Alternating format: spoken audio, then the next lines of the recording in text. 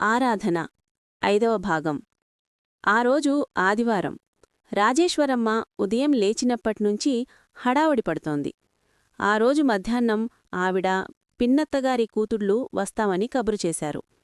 రాబోయేవాళ్లకోసం వంట చేసేటప్పుడు అదే కుంపటిమీద కొన్ని ఫలహారాలు తయారు చేయించి పక్కన పెట్టించింది. ఇల్లంతా నీటిగా సర్దారు. ఆవిడ ఏది చెప్పినా ఇట్టే గ్రహించి చక్కగా అమర్చిపెట్టగల అన్నపూర్ణ చేతికింద తోడుండటం వల్ల ఆవిడికి దేనికీ అట్టే శ్రమ కలగలేదు. మధ్యాహ్నం అవుతుండగా ముందుగది మళ్లీ శుభ్రంగా ఊడ్చి చాపలు పరిచారు. వంట ఇంట్లో మంచినీళ్ళిచ్చే గ్లాసులు, ఫలహారాలు పెట్టే ప్లేటు మరోసారి కడిగి తుడిచి బోర్లించి సిద్ధంగా పెట్టారు. ఇంకా ఆ మూల ఈ మూల ఏదో సర్దుతున్న కోడల్ని రాజేశ్వరమ్మ, పూర్ణ, ఇంకేమైనా పని ఉంటే నేను చూస్తాలే, నువ్వెళ్ళి ముఖం కడుకునిరా, ఇవాళ జడ నేను వేస్తాను అంది.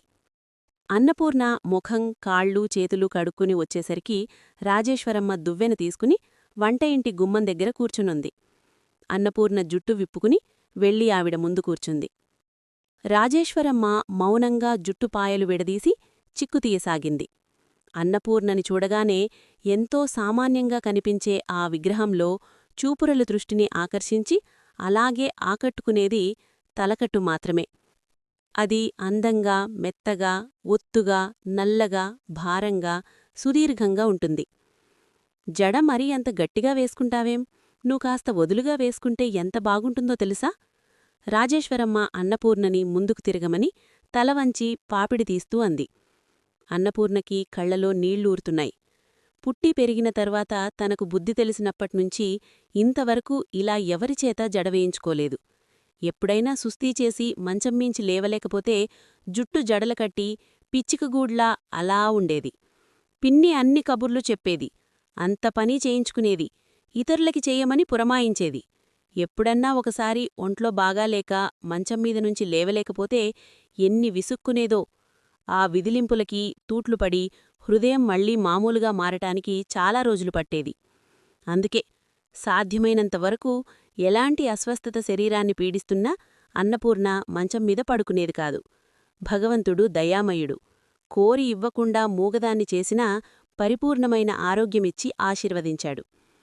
తనని ఒక విధంగా అవిటిచేసి ఈ ప్రపంచంలోకి పంపినందుకు దేవుణ్ణి ఎన్నడూ ఏమీ అనక కేవలం తన దురదృష్టంగా, కిందటి జన్మ పాపఫలితంగా సరిపెట్టుకున్న అన్నపూర్ణ ఆరోగ్యం విషయం వచ్చేసరికి అదంతా ఆయన కనికరమే అన్నట్టు కృతజ్ఞతతో అంజలి ఘటిస్తుంది. ఈరోజు లేచినప్పట్నుంచి అత్తగారు రోజు కంటే ఎక్కువగా ఆత్మీయంగా పంచరిస్తోంది. ఆవిడ ప్రవర్తనలో ఓ విధమైన సాన్నిహిత్యం, సరళత్వం కనిపిస్తున్నాయి.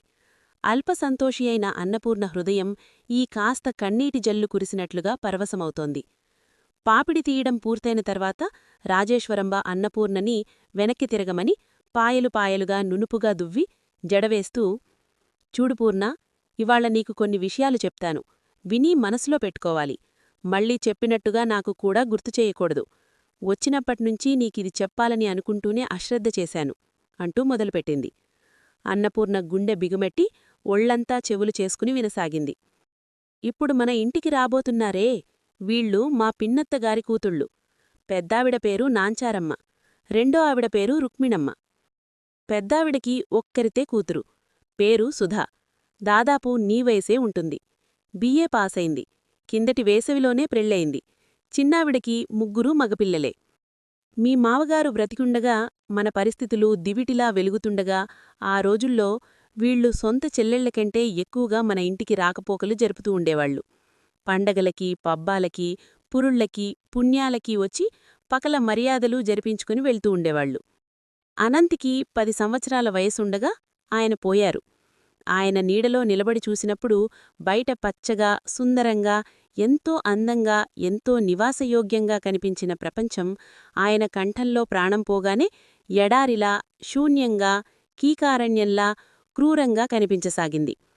ఆశ్రయవిహీనాయిన ఆడదానికి డబ్బు ఎన్ని ప్రమాదాలు తెచ్చిపెట్టగలదో, ఎన్ని ఇబ్బందులకు గురిచేయగలదో క్షణంలో అనుభవమైంది. ఆయన పోయిన తర్వాత అందరి స్వరూపాలు బయటపడసాగినాయి. మా ఇద్దరి ఆడబడుచులు ఎవరికి వారే నా దగ్గర చేరి నన్ను లోబర్చుకుని నా ఆస్తిని పొందాలని చూశారు. బంధువులతో విసిగిపోయిన నేను స్నేహితుల దగ్గర చేరితే బీనోటితో తీయతీయగా పలుకుతూ సానుభూతి కనుబరుస్తూనే గుండెల్లో విషం పేరుకోసాగారు. అప్పట్నుంచి అనంత్ భవిష్యత్తు కోసం ఈ ఆస్తిని నా చుట్టూరా చేరి రాబందుల్లా పీక్కు తినాలని చూసిన వీళ్లందరినుంచి మెలకుగా తప్పించి కాపాడటం కోసం ఈ పృథ్విలో ఏ ఆడదీ పడరాని పాట్లు నేను పడ్డాను. అనంత్ పెద్దవాడయ్యాడు. ఇంజనీరింగ్ పరీక్ష స్టేట్ ఫస్ట్గా పాసయ్యాడు. వాడు కూడా తండ్రిలాగానే ప్రయోజకుడని తెలుసుకున్న బంధువుల్లో చాలామంది పెద్ద పెద్ద కట్నాలు ఆశగా చూపిస్తూ సంబంధాలు తీసుకువచ్చారు. నాకు డబ్బు దస్కం మీద ఏమాత్రం మోజులేదు. నాకున్న కోరికెల్లా ఒక్కటే, నాకు ఆడపిల్లల్లేరు. రాబోయే నా కోడలు ఇల్లాలే కాకుండా కూతురుగా నా మురిపెం తీర్చగలడి కావాలని కోరుకున్నాన్నేను. అలాంటి పిల్లకోసమే వెతకసాగాను. మా పెద్దాడబడుచు నాంచారమ్మకి తన కూతుర్ని సుధనిచ్చి చేయాలని ఉంది. ఆ పిల్లకూడా నేను చేసుకుంటే బావలే చేసుకుంటానని కూర్చుందట. ఓ రోజు భార్యాభర్తలిద్దరూ మా ఇంటికి వచ్చి నా అభిప్రాయం అడిగారు. నేను నా మనసులో ఉన్న అభిప్రాయం బయటపెట్టాను. అదేం మాట వదినా, దాని పురుడు పోసింది నువ్వు, దానికి అడుగులు వేయటం నేర్పింది నువ్వు. ఈ మధ్య ఏదో కలతలొచ్చాయిగాని చిన్నప్పట్నుంచి అది ఎలా పెరిగిందో, దాని స్వభావం ఏమిటో నీకు తెలియదా? నాకున్నది ఒక్కరి కూతురు, నీకున్నది వాడొక్కడు. వీళ్ళిద్దర్నీ భార్యాభర్తలు చేస్తే అన్నయ్య ఆత్మకూడా శాంతిస్తుంది అంది. అన్నయ్య మాట ఆవిడ తెచ్చి అనసార్ మాత్రాన నేనేం కరిగిపోలేదు. నా డబ్బుకోసం మీరు ఎంత నీచంగా ప్రవర్తించారో మీ అన్నయ్యకు తెలిస్తే ఆయన ఆత్మ ఎంత ఘోషిస్తుందో నాకు తెలుసు అనుకున్నాను. వాళ్లు ఎంత నచ్చచెప్పాలని చూసినా నేను సుముఖత చూపించలేకపోయాను. బంధువులు, అందులో దగ్గరివాళ్లతో వియ్యం అందటం ఇష్టం లేదని నా అభిప్రాయం వ్యక్తం చేస్తూ చివరికి అంతా అనంతిష్టమని, వాడి ఇష్టాన్ని నేనెప్పుడూ వ్యతిరేకించనని నిర్ణయభారం వాడిమీదికి వదిలేసి నేను సూటిగా సమాధానం చెప్పే అవసరం తప్పించుకున్నాను. అనంత్ సరిగ్గా నా మనసు గ్రహించినవాడిలా నా అభిప్రాయం బలపరిచాడు. నాంచారమ్మకి మామీదు చాలా కోపం వచ్చింది. మా అమ్మాయికి నీకంటే మంచి మొగుడు దొరకడని నాకేం దిగుల్లేదులే. కేవలం అన్నయ్యని దృష్టిలో పెట్టుకుని అడిగాను కాని నేనేం లోకం గొడ్డుపోయిందని నీ గుమ్మం ఎక్కలేదు. నేను చూస్తాగా మా సుధని మించిన అమ్మాయి నీకెవరు దొరుకుతుందో అంటూ లేచి వెళ్ళిపోయింది. వాళ్లు వెళ్ళిపోయిన సాయంత్రమి అనంత్ నేను భోజనాలు చేసి కూర్చున్నాం. వాడు చల్లగా నా ముందు ఓ వార్త బయటపెట్టాడు. అదేమిటంటే, రాధ అని ఒక అమ్మాయి సుధావాళ్ల క్లాస్మేట్స్. సుధావాళ్ల ఇంట్లో రాధని చాలాసార్లు చూశాట. వాళ్ళిద్దరినీ సినిమాలకి, షికార్లకి చాలాసార్లు తీసుకువెళ్లాట. సుధ ఇంట్లో వీళ్ళిద్దరికీ కలిగిన పరిచయం స్నేహంగా రూపుమొంది మధ్యలో సుధని వదిలేసి ముందుకు సాగింది. సుధ లేకుండానే ఇద్దరూ కలుసుకోవడం, మాట్లాడుకోవడం, కలిసి తిరగడం చేశారు. కొద్ది రోజుల తర్వాత ఇద్దరికీ పరస్పర ఆకర్షణ ఉందని, అది పెళ్లి చేసుకోవడం వరకు తీసుకువస్తుందని గుర్తించారు. రాధని నువ్వు చూసే ఉంటావమ్మా, చాలా మంచిపిల్ల. నీకు అభ్యంతరం లేకపోతే ఆ అమ్మాయిని చేసుకుంటానమ్మా అన్నాడు. నేను నోట మాటరానిదాన్లా కూర్చుండిపోయాను. రాధ అనే అమ్మాయిని మా ఆడబడుచు ఇంట్లో సుధతో 2 సార్లు నేను కూడా చూచిన మాట నిజమే. పిల్ల తెల్లగా బొడ్డుపాల రాతి బొమ్మలా ఉంటుంది. ముట్టుకుంటే కందిపోతుందేమో అనే అపురూపమైన నాజూకుతనం ఉంది ఆ శరీరంలో. ఆ పిల్ల ఒంటిమీద 2-3 వేల రూపాయల ఖరీదు నగలు, ఎప్పుడు చూపినా 100 రూపాయలకు తక్కువ లేకుండా ఉండటం చూశాన్నేను. ఆస్తి, అంతస్తు ఉన్నతంగా గల అమ్మాయి కనిపించింది నాకు. కుటుంబ స్థితిగతులకేముందమ్మా, ఓడలు బళ్ళు, బళ్ళు ఓడలు అవుతూ ఉంటాయి. రాధ మన ఇంటికి వచ్చే పిల్ల. తనకి మన గురించి అన్నీ తెలుసు. తెలిసే ఇష్టపడింది అన్నాడు. నేను మౌనంగా కూర్చుండిపోయాను. నా ఊహాచిత్రంలో నేను కోడలుగా తెచ్చుకోవాలన్న పిల్లకి, రాధకి పోలికల కుదరటం లేదు నాకు. అమ్మా, రేపు మనం వాళ్ల ఇంటికి వస్తామని చెప్పి వచ్చా. నిన్ను నాటో తీసుకువెళతాను. రేపు మనం వెళ్ళినప్పుడు నువ్వు తల్లిదండ్రులని అడుగమ్మా అన్నాడు. నేను తెల్లబోయాను. ఎక్కడైనా ఆడపిల్ల తల్లిదండ్రులు మా పిల్లని మీ అబ్బాయికిస్తామని అడుగుతారు. వీడు దానినే తలక్రిందులు చేస్తున్నాడు అనిపించింది. వాడు నా మనసులో అనుమానం గ్రహించినట్లున్నాడు. పర్వాలేదమ్మా, ఈ ప్రసక్తి మనవైపునుంచే రావాలి. అంతా రాధే చూసుకుంటుంది. వాళ్లంతా అదోరకం మనుషుల్లే అన్నాడు. అదోరకం మనుషులైతే వాళ్ల రక్తం పంచుకుని పుట్టిన పిల్ల అభిప్రాయాన్ని ఉగ్గుపాలలో జీర్ణం చేసుకున్న ఆ అమ్మాయిని మనం తెచ్చుకోవడం మంచిదంటావేంటిట్రా అన్నాను. నా మాటలు వాడికి చాదస్తంగా కనిపించినట్లున్నాయి. పర్వాలేదమ్మా, రాధ వేరని చెప్తున్నానుగా. నేను ఆ అమ్మాయిని బాగా అర్థం చేసుకున్నాను. నీకలాంటి అనుమానం ఏమీ వద్దు అన్నాడు దృఢంగా. సరే, నీకంత నమ్మకం ఉంటే మంచిదే. కాని అనంత్, ఈ పెళ్లి అనేదుంది చేశావు, ఇది నూరేళ్లకి సంబంధించిన సమస్య. ఈ అడుగు చాలా జాగ్రత్తగా వెయ్యాలి. నీ వయసుందే, అది మహా చెడ్డది. ఉద్రేకం చుక్కాని దగ్గర కూర్చున్న ఈ సమయంలో జీవితనౌక ఏ దిక్కున పెడుతుందో కనిపెట్టలేని గుడ్డితనం వివేకాన్ని ఆక్రమిస్తుంది. పెళ్లి చేసుకునేటప్పుడు స్థితిగతులు, సాంప్రదాయం మొదలైన వాటిలో సౌమ్యం చాలా అవసరం. వీటిని అధిగమించటం మంచిదే, కాదనను. కాని అధిగమించటమంటే ఒక్కోసారి ఏటికి ఎదురు ఈదటం అవుతుంది. ఆ ఎదురీతకి మనిషిలో బలమైన విశ్వాసం, దృఢచిత్తం, అమితమైన సహనం కావాలి. నేను నిన్ను కోరుకున్నది ఒక్కటే. మనం నలుగురం వెళ్లే బాటలో కాకుండా ఒంటలిగా వెళ్లదలుచుకున్నప్పుడు మిగతా వాళ్లచేత నవ్వించుకోకుండా, వెక్కిరించబడకుండా ఉండాలి. అది చాలా ముఖ్యం.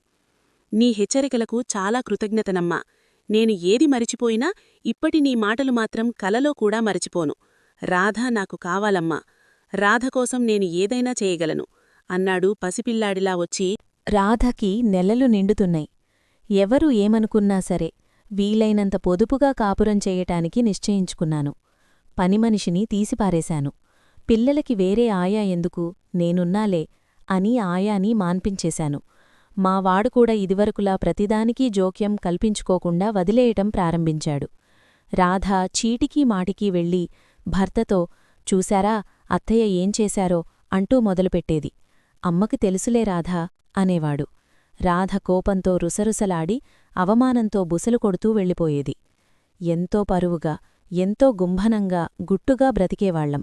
రానురాను రచ్చకెక్కి నలుగురి నోట్లో నానా విడ్డూరంగా తయారయ్యాం. నేను అంతగా పిలవకపోయినా మా ఆడపడుచు, ఆవిడ కూతురు సుధా వచ్చి వెళుతూ ఉండేవాళ్లు. వాళ్లు, రాధ చాలా ఆప్యాయంగా మాట్లాడుకునేవాళ్లు. అంత ఐశ్వర్యంలో పుట్టి రాధ ఇక్కడ ఇన్ని ఇబ్బందులకు గురవుతున్నందుకు ఆవిడ సానుభూతి ఒరహపోసేది. ఏదో ఒక మాట విసిరి మనసులో విషం నింపి వెళ్లేది. రానురాను రాధ ప్రవర్తనలో మార్పు వచ్చేయసాగింది. ఉద్రేకాలు చల్లారినాయి. ఉత్సాహం పొంగు తగ్గింది. జీవితంలో యథార్థాన్ని ఎదుర్కోవాల్సిన సమయం వచ్చేసరికి రాధ డీలాపడింది. ఇద్దరి బలాన్ని కూడదీసుకుని మావాడు పరిస్థితులతో తలపడుతూ ఏటికి ఎదురీదటం ప్రారంభించాడు. ఉన్నట్టుండి ఒకరోజున పిడుగులాంటి వార్త విన్నాం. మేముంటున్న ఇల్లు జప్తుకి వచ్చింది. నేను నిర్ఘాంతపోయాను. రాధ కూడా తెల్లబోయింది. మావాడి ముఖాన కత్తివేటికి కూడా నెత్తురుచుక్కలేదు. 25,000 రూపాయలు, వడ్డీతో కలిపి 30,000 రూపాయలుంది. ఏం చేశావురా ఆ డబ్బంతా అన్నాను వాడిమీద విరుచుకుపడుతూ. నేనేం చేశానమ్మా, అంతా ఇంటికోసమే ఖర్చుపెట్టాను అన్నాడు విసుగ్గా. నేను నిలువునా నీరాయాను. కుప్పలా కూలిపోయాను. అయితే ఇన్నాళ్ళూ వీళ్ళిలా జల్సా చేసింది ఈ డబ్బేనా? నేను నా బాధని దిగమింగి మా వాడికి ధైర్యం చెప్పి కర్తవ్యం ఆలోచించమన్నాను. చివరికి మా సలహామీద అయిష్టంగానే భార్యచేట తండ్రిని అప్పు అడిగించాడు. ఆయన చిల్లికాని ఇవ్వలేదు సరికదా, ఎదురు తిరిగి చడామడా తిట్టాడు. నువ్వింత పోషించలేని వాజమవి అయితే నా కూతుర్ని నా దగ్గరికి పంపేయి, నేను పోషించుకుంటాను. అంత ఓపలేని ఆర్భాటాలకి నిన్నెవరు పొమ్మన్నారు అన్నాడు. రాధకూడా తండ్రిని అసహ్యించుకుంది. మళ్లీ వాళ్ల గుమ్మం తొక్కలేదు. తండ్రిచేత తిరస్కరింపబడి వచ్చిన రాత్రి నా దగ్గరికి వచ్చి చిన్నబోయిన ముఖంతో, అత్తయ్యా, దీనికంతా కారణం నేను. నా మూలంగా మీరు అవమానానికి గురయ్యారు. నేనెంత మూర్ఖురాలిని కాకపోతే ఉద్యోగం లేనితను ఇలా నా ఆనందం కోసం పిచ్చి ఖర్చులు చేస్తుంటే ఈ డబ్బెక్కడ్నుంచొస్తోంది అని ప్రశ్నించలేకపోయాను. నాకు అనుమానం వచ్చేసరికి చాలా ఆలస్యమైపోయింది అంటూ ఎంతో వాపోయింది. ఫరవాదేదమ్మా, ఇప్పుడు మాత్రం మనకేం, కాకపోతే 4 రోజులు ఇబ్బంది పడతాం అంతేగా అంటూ ధైర్యం చెప్పాను. చివరికి మా వాడు ఆ ఇల్లు అమ్మేసి అప్పు తీర్చేశాడు. ఇల్లు జప్తు కాకుండా పరువైతే నిలిచింది. కాని మాకు చెప్పరాని అగచాట్లు ప్రారంభమైనాయి. ఇల్లమ్ముకుని చిన్న ఇంట్లోకి మారగానే మమ్మల్ని చూసి అంతా నవ్వారు, హేళన చేశారు, వెక్కిరించారు. ఇంటికి పిలవకపోయినా వచ్చి సూదుల్లాంటి మాటలతో వ్యంగ్యదాణాలు విసిరివెళ్లేవారు. రాధకి ప్రసవించే రోజులు దగ్గరపడ్డాయి. ఇదివరకు ముద్దూమురిపేం కాకపోయినా సరియైన మందులు, ఆహారం కూడా లోపమయ్యాయి. మావాడు చిన్న చిన్న కాంట్రాక్టులు తీసుకుని పనిచేయసాగాడు. అందులో రాబడి తక్కువ, అహర్నిశలు పని ఎక్కువ. రాధ ప్రసవించింది. పండంటి మగపిల్లవాడు పుట్టాడు. వాడిని చూసేసరికి మాకు సగం కష్టాలు మరచిపోయినంత ఆనందం కలిగింది. రాధ ఆరోగ్యం బాబు తర్వాత మరీ పాడైపోయింది. చీటికీ మాటికీ సుస్తీ చేసి పడుకోబెట్టింది. ఎప్పుడు చూసినా ఏదో దిగులుగా, మనసులో వ్యధ చెందుతున్నదానిలా ఉండేది. రాధని మునుపటి మనిషిని చెయ్యాలని మావాడు ఎన్ని విధాలుగానో ప్రయత్నించి విఫలుడయ్యాడు. అన్నం తినేది కాదు, కంటినిండా నిద్రపోయేది కాదు. ఏమిటమ్మా అంటే ఏమీ లేదు అనేది. తల్లిదండ్రుల మీద బెంగ అని తెలుసుకున్న మావాడు పుట్టింటికి వెళ్లమని తను స్వయంగా దిగబెడతానని అన్నాడు. కాని రాధ ఒప్పుకోలేదు, ఇష్టపడలేదు. వాళ్లంతా వాళ్లు వస్తే తప్ప రాధ వెళ్లదని మాకు తెలిసింది. చివరికి ఓ రోజున మావాడే స్వయంగా వెళ్లి రాధ సంగతి వాళ్లకి చెప్పాడు. అత్తగారొచ్చింది. చిక్కి శల్యమై ఉన్న కూతుర్ని చూడగానే ఆవిడ బుడిబుడి రాగాలు తీసింది. తను ఊళ్ళో లేనని, పెద్ద కూతురు దగ్గరికి వెళ్లానని, రాధ ఆరోగ్యం ఇంత అధ్వానంగా ఉంది, తనకి మాటమాత్రంగా కూడా ఎవరూ వ్రాయలేదని అంది. ఆ సాయంత్రమే ఆవిడ కూతుర్ని వెంట తీసుకువెళ్ళింది. లక్ష్మి మా దగ్గరే బాగా అలవాటు పడటం వల్ల తను వెళ్లనని మారాంచేసి ఊడిపోయింది. రాధలేని ఇల్లు మాకు బోసిగా, శూన్యంగా అనిపించసాగింది. స్వస్థత చిక్కేవరకు అక్కడ ఉంటానని వెళ్లిన 4 రోజులైనా తిరగడంలోనే తిరిగి వచ్చేసింది. తిరిగి వచ్చిన మార్పు స్పష్టంగా కనిపించింది నాకు. మనిషి వెళ్లినప్పటికంటే నలిగిపోయినట్టుగా ఉంది. ముఖం వాడిపోయి ఉంది. రాధలో కళ్లనిండా దిగులు, కళ్లకింద నలుపు ఎక్కువైంది. ఏమమ్మా వచ్చేశావు? ఉండపట్టలేక అడిగాను. నా ప్రశ్నకు జవాబుగా రాధ కళ్లనిండా నీళ్లు తిరిగాయి. తల వంచుకుని బిగపట్టిన స్వరంతో అంది, అత్తయ్యా, ఈ ఇంట్లో నేను కోరుకున్న ప్రశాంతత లభించడం లేదు అత్తయ్యా. ఆ ఇల్లు, మా వదినలు, అన్నయ్యలు, అక్కలు, బావలు, చివరికి నాన్నగారు కూడా నాకు పరాయిగా, కొత్తగా కనిపిస్తున్నారు. ఇక్కడ ఉన్నంతసేపు అక్కడికి వెళ్లాలని మనసు పీకుతోంది. తీరా వెళితే ఇక్కడికే వచ్చేయాలని అనిపిస్తోంది. అక్కయ్యలు, వదినలు నా మనసు ఎరుగకుండా నా మెళ్ళో నగలు లేవని, నాకు ఖరీదు తక్కువ అని వేళ్లకోళమాడుతుంటే నవ్వులాటగా తీసేయటం నాకు చేతకావటంలేదు. వాళ్ల ముందు నేను పేదదానిగా కనిపిస్తున్నాను. రాధ బాధేమిటో నాకర్థమైంది. కాని నేనేం చెయ్యగలను? ఈ పరిస్థితుల్లో రాధకి ఉండవలసిన గుండెధైర్యం, ప్రతిదాన్నీ తమాషా క్రింద తీసిపారేయగలిగిన చితనైర్మల్యం, ఈ రెండూ రాధలో లోపించాయి. నానాటికి రాధ ఆరోగ్యం పూర్తిగా పాడైపోసాగింది. రాధని తేలికపరచాలని, మళ్లీ మామూలు మనిషిని చెయ్యాలని చూశాను. నేను చేసిన ప్రయత్నాల్లో ఏ ఒక్కటీ ఫలించలేదు. రాధకి పిల్లల్ని చూస్తే ఆనందం లేదు, భర్తని చూస్తే సంతోషం లేదు. ఎప్పుడు చూసినా దిగులుగా, ఏదో పోగొట్టుకున్నదానిలా, తప్పుచేసి పశ్చాత్తాపంతో కుంగిపోతున్నదానిలా ఉండేది. చివరికి ఆ రోజు మా వాడిని రాధ తను మళ్లీ పుట్టింట్లోకి వెడతానని అడిగింది. అసలే చిరాకుల్తో ఉన్నవాడు ఎందుకో ఆ రోజునంతెత్తున ఎగిరిపడ్డాడు. ఎందుకు వెళ్లటం? వెళ్లి ఉసూరుమంటూ తిరిగి రావటానికేగా. వెళ్లకు, వద్దు అనేసి వెళ్ళిపోయాడు. వాడు వెళ్ళిపోయిన తర్వాత రాధ ఏడుస్తూ కూర్చుంది. అన్నం తినమన్నా తినలేదు. ఈ కాస్తదానికి ఇంత బాధపడటం దేనికే? నీకంత వెళ్లాలని ఉంటే వెళ్ళు, మళ్లీ సాయంత్రానికి తిరిగిరా అన్నాను. రాత్రికి వెడతాను అంది. ఏనాడూ లేంది ఆ రోజు వాళ్లమ్మ పుట్టింట్లోకి వెళ్లే ముందు బాబుకీ లక్ష్మికీ స్నానం చేయించి, తలలు దువ్వి, పౌడరు అదీ వేసి కొత్తబట్టలు తొడిగి తయారుచేసింది. మాటిమాటికి ఇద్దర్నీ ముద్దు పెట్టుకోసాగింది. వాళ్లనంత ముస్తాబు చేస్తే వెంట తీసుకువెళుతుందేమో అనుకున్నాను. పిల్లల్ని తీసుకెళ్తావా అనడిగాను. ఊహూ, నేనొక్కదాన్నే వెడతాను, వాళ్ళిక్కడే వింటారు అంది. వాళ్లకి స్వయంగా అన్నం కలిపి తినిపించింది. ఇద్దరితోనూ తను బజారు పని ఉండి వెళుతున్నానని, పోట్లాడవద్దని చెప్పింది. అనంత్ గది శ్రద్ధగా సర్ది వాడి పక్క దులిపేసింది. ఎన్నడూ ఇవతల బల్ల అవతల పెట్టని మనిషి ఇవాళ తీరికగా ఇంత పని చేస్తోందేమిటి చెప్మా అని నాలో నేను ఆశ్చర్యపోయాను. వెళ్లేముందు మాటిమాటికి కళ్ళు తుడుచుకోవటం నేను గమనిస్తూనే ఉన్నాను. అత్తయ్యా, పిల్లలు జాగ్రత్త అంది. ఓసి పిచ్చిమొహమా, ఎన్ని అప్పగింపును పెడుతున్నావే అని అనుకున్నాను. పాపం వెళ్లాలని తపనే కాని తీరా వెళ్లిన తర్వాత అక్కడొక్క నిమిషం కూడా నిలవలేదు అనుకున్నాను జాలిగా. ఆ రాత్రి మావాడు చాలా పొద్దుపోయే వరకు రాలేదు. భోజనం చేసే ఓపికైనా లేకుండా కాసిన్ని పాలు తాగి బట్టలు మార్చుకుని అలాగే ప్రక్కమీదకు వాలిపోయాడు. రాధ తన మాట వినకుండా వెళ్ళిందని కోపం వచ్చింది వాడికి. ఉదయం లేచాడు, కాని ఒంట్లో బాగాలేదు. థర్మామీటర్తో చూస్తే 103 డిగ్రీల జ్వరముంది. ఒంట్లో బాగాలేదు కదురా, ఈ పూటకి ఇంట్లో ఉండిపో అంటే, లేదులే అమ్మా, పనిఉంది అని వెళ్ళిపోయారు. నేను నిట్టూర్పు వీశాను. చేతిలో డబ్బు పూర్తయిపోయిన తర్వాత కాని వాడికి డబ్బు సంపాదించాలనే వేడి పుట్టలేదు. ఇప్పుడు ఎన్ననుకుని ఏం ప్రయోజనం? మధ్యాహ్నమవుతుండగా రాధవాళ్ల కారు వచ్చి ఇంటి ముందు ఆగింది. రాధవాళ్ల నాన్న కారు దిగి లోపలికి అడుగుపెడుతూనే, ఏడీ వెధవా అని గర్జించాడు. ఆయన వాలకం ఏమిటో బొత్తిగా అర్థం పట్టలేదు. ఎవర్ని మీరడిగేది అన్నాను.